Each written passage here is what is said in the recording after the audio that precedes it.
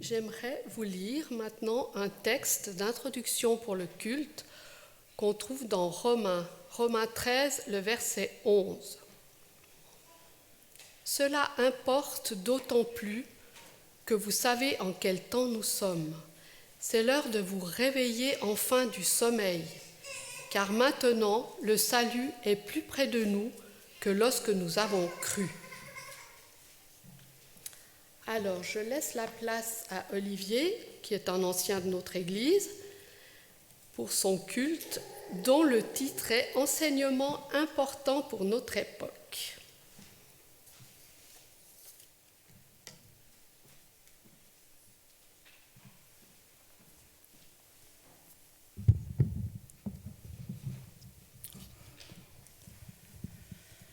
Il y a presque 2000 ans, Jésus a raconté la parabole des 10 vierges. Vous trouvez ce texte dans Matthieu 25, les versets 1 à 13. Pour beaucoup, il s'agirait d'une belle petite histoire biblique où il serait question de lampe d'huile et de préparatifs pour un mariage. Cependant, cette parabole est en réalité un avertissement sur les conditions qui existeront à la fin des temps. Cette parabole est à rapprocher des prophéties concernant les derniers jours que nous voyons s'accomplir à notre époque. En quoi cela nous concerne-t-il ? On a souvent supposé que le Christ parlait en parabole pour clarifier ses enseignements. Mais les Écritures révèlent le contraire. Et je vous invite à prendre un texte qui se trouve dans Matthieu 13, les versets 10 à 17. Matthieu 13, 10 à 17. Les disciples s'approchèrent de lui et lui dirent : « Pourquoi leur parles-tu en parabole ?» Jésus leur répondit : « Parce qu'il vous a été de connaître les mystères du royaume des cieux et que cela ne leur a pas été donné. Car on donnera à celui qui a, et il sera dans l'abondance.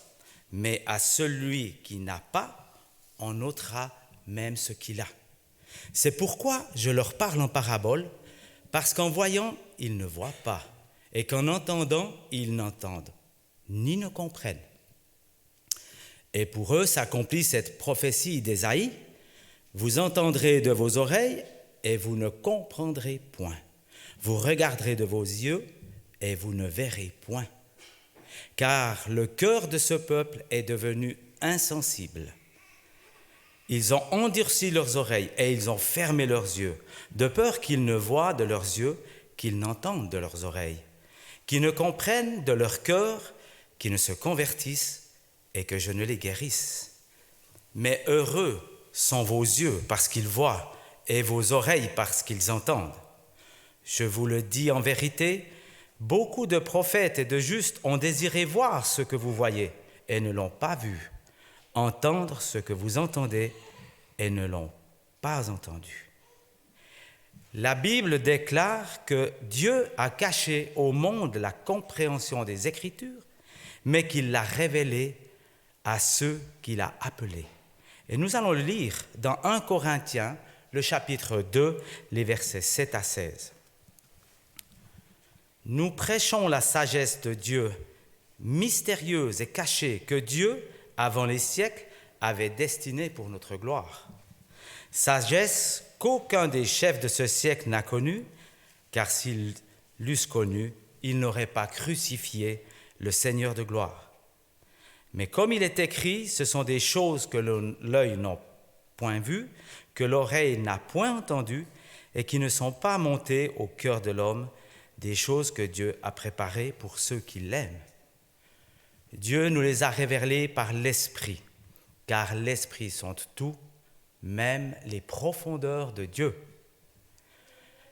Lequel des hommes, en effet, connaît les choses de l'homme si ce n'est l'Esprit de l'homme qui est en lui ? De même, personne ne connaît les choses de Dieu si ce n'est l'Esprit de Dieu. Or, nous n'avons pas reçu l'Esprit du monde, mais l'Esprit qui vient de Dieu, afin que nous connaissions les choses que Dieu nous a données par sa grâce.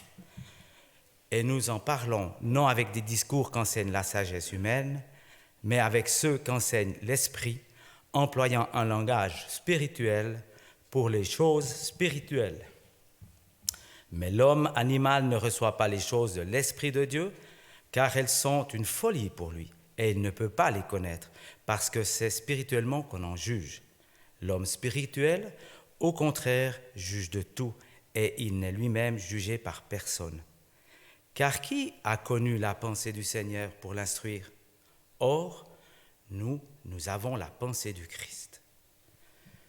Ceux qui sont disposés à se laisser conduire par l'Esprit de Dieu chercheront et comprendront la véritable signification des Écritures. Que pouvons-nous apprendre de la parabole des 10 vierges? Quel enseignement important nous concerne aujourd'hui? Je vais développer en 7 points. Donc voici le premier point, les 10 vierges. Premièrement, nous devons considérer qui sont les 10 vierges. La parabole mentionne 10 vierges qui vont à la rencontre de l'époux. Les 10 vierges sont décrites comme la communauté chrétienne qui attend. Bon nombre de ceux qui se disent chrétiens aujourd'hui attendent le retour du Messie, mais cette parabole ainsi que plusieurs autres passages montrent que beaucoup d'entre eux ne recevront pas la récompense qu'ils attendent fermement. Et nous pouvons le lire dans Matthieu 7, les versets 21 à 23. Matthieu 7, 21 à 23. Ceux qui me disent « Seigneur, Seigneur », n'entreront pas tous dans le royaume des cieux, mais celui-là seul qui fait la volonté de mon Père qui est dans les cieux. Plusieurs me diront en ce jour-là, « Seigneur, Seigneur, n'avons-nous pas prophétisé en ton nom? N'avons-nous pas chassé des démons par ton nom? N'avons-nous pas fait beaucoup de miracles par ton nom? » Alors je leur dirai ouvertement, « Je ne vous ai jamais connus. Retirez-vous de moi, vous qui commettez l'iniquité. » Pourquoi il a dit ça? Parce qu'ils n'ont pas appris les leçons importantes contenues dans cette parabole. Ils seront choqués et surpris, mais c'est ce que la Bible déclare. 5 vierges sur 10 étaient sages, les 5 autres étaient insensées. Que signifie sage ou insensé? Comment la Bible définit-elle ces termes? Vous-même, dans quelle catégorie êtes-vous? Jésus explique que les sages sont ceux qui ne se contentent pas d'écouter seulement ses enseignements, ce sont ceux qui les mettent réellement en pratique. Dans Matthieu 7, au verset 24, il est écrit « C'est pourquoi quiconque entend ces paroles que je dis et les met en pratique sera un homme semblable, prudent, qui a bâti sa maison sur le roc. » Il déclare que les insensés entendent, mais ne suivent pas la parole de Dieu. Ils invitent toutes sortes de prétextes, d'excuses pour dire que les enseignements de la parole de Dieu ne s'appliquent plus à nous aujourd'hui. L'enseignement à retenir de cette partie de la parabole est que nous devons être vigilants, car ce sont nos actions qui déterminent la catégorie à laquelle nous appartenons. Cherchons-nous à être conduits par l'Esprit de Dieu et à suivre ses instructions, ou cherchons-nous à suivre nos propres idées d'une façon plus ou moins conforme aux Écritures? La parabole montre bien que 50% de ceux qui se disent membres d'Église de Dieu peuvent prendre des décisions insensées. Cela devrait être un avertissement pour nous en ces temps de la fin. Deuxième point, de l'huile ou pas d'huile. La parabole signale que les vierges insensées ne prirent pas d'huile pour leur lampe, alors que les sages prirent une quantité d'huile supplémentaire dans l'attente de la venue de l'époux. La Bible déclare que l'huile symbolise le Saint-Esprit. Lorsque Saül et David furent choisis comme rois d'Israël, Samuel les oint d'huile et l'Esprit de l'Éternel entra en eux. Vous pouvez lire ce texte à la maison, c'est dans 1 Samuel. La Bible déclare que si nous voulons être dans le royaume de Dieu, nous devons produire du fruit. Et je vous invite, vous connaissez bien ce texte, c'est dans Jean 15, le verset 8. Jean 15, verset 8. « Si vous portez beaucoup de fruits, c'est ainsi que mon Père sera glorifié et que vous serez mes disciples. » Et dans un autre texte qu'on trouve aussi dans Galates 5, 22, 26, on ne va pas tout lire, se trouve la liste des caractéristiques des fruits de l'esprit. Et j'aimerais vous inviter à lire seulement un texte, c'est le verset 22. « Mais le fruit de l'esprit, c'est l'amour, la joie, la patience, la bonté, la bénignité, la fidélité, la douceur et la tempérance. » Les autres caractéristiques des fruits de l'esprit incluent une force de conviction et un solide esprit de discernement. Ceux qui manquent de ces caractéristiques des fruits de l'esprit deviennent impatients, ils se renferment sur eux-mêmes, ils font des compromis et ne parviennent pas à décerner la vérité de l'erreur. Ils laissent leur réserve d'huile diminuer et s'épuiser. L'Esprit de Dieu est un élément dynamique. Il descend et coule dans nos vies. Il dépend de la façon dont nous en prenons soin et nous l'utilisons. C'est pourquoi Paul exhorta Timothée à ranimer la flamme du don de Dieu. Nous aussi, nous avons reçu cet avertissement. N'éteignez pas l'esprit. Nous pouvons ranimer l'Esprit de Dieu en priant, en étudiant la parole régulièrement, en faisant des efforts pour développer les caractéristiques des fruits de l'esprit, en agissant avec amour et patience, même lorsque nos tendances humaines nous pousseraient à agir méchamment. Si nous sommes conduits par le Saint-Esprit, nous sommes enfants de Dieu et héritiers avec Jésus-Christ. Sans l'Esprit de Dieu, nous ne sommes pas réellement chrétiens. Si nous laissons diminuer nos réserves d'huile, les caractéristiques des fruits de l'esprit ne seront pas manifestées dans notre vie et nous ne serons pas prêts pour aller à la rencontre du Christ lors de son prochain retour. C'est un autre avertissement important que nous devons retirer de la parabole des 10 vierges. Quand avez-vous vérifié votre huile pour la dernière fois? Un retard révélateur. L'un des aspects les plus déterminants de cette parabole est en rapport avec ce qui se passa lorsque l'époux retarda son arrivée. À travers les âges, de nombreuses personnes ont essayé de prévoir le retour du Christ. Les premiers disciples ont pensé qu'il reviendrait de leur vivant. La façon dont nous mettons à profit ce retard est fort révélateur sur la profondeur de nos convictions et de notre conversion. Beaucoup de gens étaient vraiment enthousiastes lorsqu'ils ont découvert la vérité, mais ils se sont affaiblis par la suite. Et Jésus a prévenu que certains finiraient par ignorer ou violer les commandements et qu'ils se laisseraient emporter dans les voies du monde. Ça, vous trouvez dans Matthieu 24, 45 à 51. Il a aussi averti que certains trébucheraient et abandonneraient la foi à cause des épreuves et d'autres se dirigeraient vers les richesses temporaires du monde. Et j'aimerais lire avec vous Matthieu 13, les versets 18 à 23. Matthieu 13, 18, 23.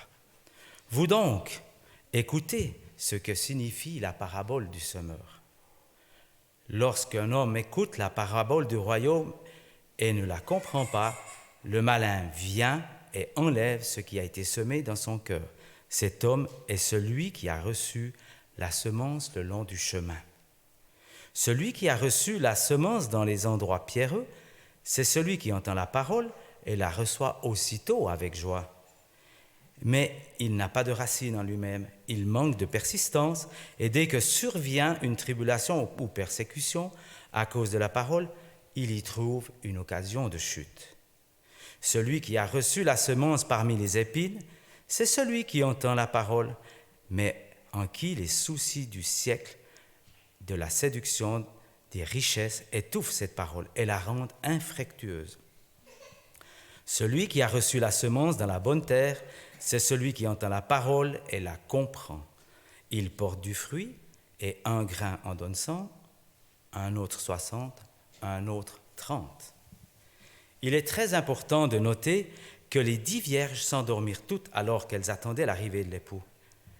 La Bible déclare qu'à partir du jour où nous avons conclu un engagement avec Dieu, si nous regardons en arrière ou nous pensons à ce que nous aurions pu faire, ou si nous avons des regrets, nous ne serons pas aptes d'entrer dans le royaume des cieux. Et ça, on le lit dans Luc 9, le verset 62. Quiconque met à la main la charrue et regarde en arrière n'est pas propre au royaume de Dieu. Sommes-nous éveillés? Regardons-nous vers le but, vers le royaume, ou dormons-nous? Cette parabole devrait nous aider à nous réveiller. Point 4. Le cri au milieu de la nuit. La Bible laisse entendre que toutes les vierges dormaient lorsqu'elles furent réveillées par surprise pour aller à la rencontre de l'époux au milieu de la nuit. Quel rapport y a-t-il entre elles et nous, entre leur situation et la nôtre? Connaissez-vous la signification du temps où nous vivons? Êtes-vous conscient du fait que des prophéties spécifiques sont en train de s'accomplir sous nos yeux presque quotidiennement? Se peut-il que vous vous soyez laissé bercer par ceux qui disaient que toutes les prophéties étaient accomplies en Jésus? Pouvez-vous identifier où s'accomplit l'œuvre de Dieu aujourd'hui? Qui enseigne réellement selon les Écritures et qui dilue la vérité et change les doctrines et les lois? Qui prêche le véritable évangile que Jésus et les apôtres prêchaient? Qui avertit le monde de la signification prophétique des événements actuels comme l'a fait le Christ? Pouvez-vous identifier les loups qui dévorent le troupeau de Dieu? Il faut que nous soyons capables d'identifier le cri au milieu de la nuit lorsque nous l'entendrons, car les serviteurs de Dieu seront directement concernés par cet avertissement. Toutefois, Satan aura aussi ses propres ministres à la fin des temps, et ils séduiront beaucoup de gens somnolents comme les 10 vierges. Nous ne pouvons pas nous endormir en cette époque cruciale de l'histoire. Le point 5. Parlons maintenant des lampes. Les lampes des 10 vierges illustrent une chose importante. Les lampes des vierges sages brûlaient avec éclat. Ces lampes sont une lumière pour le monde. Si nous nous remplissons de l'Esprit de Dieu, les gens verront que nous portons du fruit dans notre vie. Malheureusement, les lampes des vierges insensées s'éteignirent par manque d'huile. Si nous commençons à faire des compromis avec la vérité divine ou nous désobéissons à ses instructions, alors nous commencerons à perdre l'Esprit de Dieu. Le fruit de l'Esprit commencera à disparaître et sera remplacé par des pensées et des actions mauvaises. Ceux qui laissent leur lampe dans cet état-là n'assisteront pas aux noces de l'agneau. C'est un sérieux avertissement. Quel est l'état de votre lampe? Brille-t-elle avec éclat ou est-elle en train de s'éteindre? Si vous n'êtes pas sûr, demandez à Dieu qu'il vous montre l'état de votre lampe et soyez prêts à écouter sa réponse. Point 6. vous ne pouvez pas en emprunter. Une leçon importante de la parabole est que quel que soit votre niveau de foi, de courage, de caractère, de préparation, de conversion, vous ne pouvez emprunter de l'huile ni en prêter. Ce sont des qualités strictement personnelles qui font partie de la demeure spirituelle que chacun bâtit en coopération avec Dieu. Point 7. Êtes-vous prêts? Le dernier enseignement de cette parabole concerne notre empressement lors du retour du Christ. Ceux qui seront prêts seront invités au mariage. Ceux qui ne seront pas prêts rateront le coche, même s'ils espéraient y participer. Comment devons-nous nous préparer pour le prochain retour du Christ? Les Écritures déclarent que l'épouse, en vue des repas des noces, s'est préparée. Ça, vous pourrez le lire à la maison, Apocalypse 19, 7 et 8. Elle a grandi dans la compréhension de la vérité, elle a appris à vivre de toute parole qui sort de la bouche de Dieu, elle a bâti un caractère chrétien fort et solide, elle a surmonté les difficultés et elle est restée fidèle jusqu'à la fin. Ceux qui suivront cet exemple seront invités au banquet des noces. Ceux qui attendent avec impatience le retour du Christ, qui désirent assister aux noces, mais ce ne sont pas préparés, ne seront pas invités. Dieu nous donne et nous demande un exemple à suivre. C'est de se souvenir du jour du repos pour le sanctifier. Jésus et les apôtres observaient le sabbat et nous l'observerons aussi dans le royaume. La parabole des 10 vierges contient des enseignements extrêmement importants, pertinents, spécialement destinés à ceux qui vivent à la fin des temps. Dieu a inspiré ces avertissements dans notre intérêt parce qu'il nous aime et parce qu'il veut que nous fassions partie de ses prémices dans son royaume à venir. Retenons ces avertissements et apprenons les enseignements de cette parabole pour préparer notre vie éternelle. Amen.